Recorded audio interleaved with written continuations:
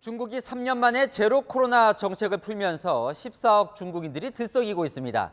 사실 전 세계 경제도 들썩이고 있죠. 먼저 베이징 연결해서 중국 현지 분위기 살펴보겠습니다. 공태현 특파원, 현지에서도 제로 코로나 정책 접은 게 실감이 납니까?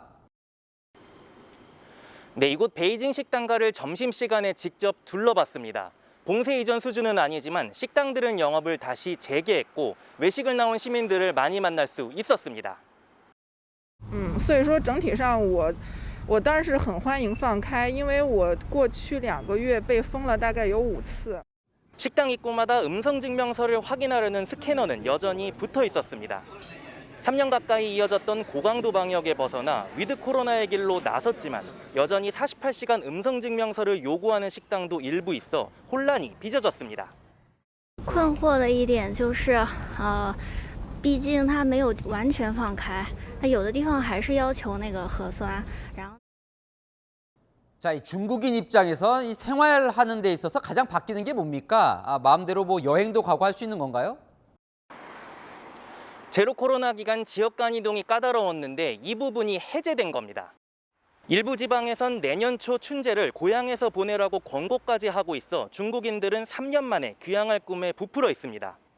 여행 플랫폼에서 어제 춘제 특별수송 기간 항공기 순간 검색량이 160% 증가했습니다. 그렇다고 해외여행에 대한 빗장까지 풀린 건 아닙니다. 어제 중국 외교부는 국경 간 인적 교류와 원거리 예방 통제를 편리하게 하는 새 조치를 연구 중이라고만 답변했는데요. 해외 입국자에 대해선 5일 시설 격리와 3일 자가 격리가 그대로 유지되고 있습니다. 이번 완화가 이 백지 시위 영향으로 보이는데 공특파원이 대학생들 얘기 직접 들어봤다면서요. 이 봉쇄는 다 풀렸습니까? 백지 시위가 확산됐을 때 지방학생들에게 귀향을 독려했던 베이징 대학가에선 캠퍼스 문을 다시 열었다는 소식은 아직 전해지지 않았습니다. 채널A가 접촉한 베이징대 유학생들의 설명에 따르면 어제 발표 직후 대학 측의 특별한 반응은 없고 가짜 뉴스를 퍼뜨리지 말고 자중하도록 분위기를 잡고 있습니다. 이미 고향으로 돌아간 학생이 많아 캠퍼스 내부 단속에 집중하는 분위기입니다. 백지 시위가 당국의 제로 코로나 포기에 영향을 미쳤다고 생각하느냐고도 물어봤습니다. 직접적인 답변은 꺼리지만 장기간 봉쇄 속에 나빠진 중국 경제 상황을 이유로 들면서도 2030 세대가 주로 동참한 대규모 시위에 당국이 열흘 만에 반응했다는 점에도 주목하고 있습니다. 그런데 면역력을 갖춘 중국인들이 많지 않아서 이번 겨울 뒤늦게 이 감염이 확 번질 수 있을 것 같은데요. 내부 우려는 없습니까? 네, 지금 중국인들이 가장 걱정하는 부분인데요.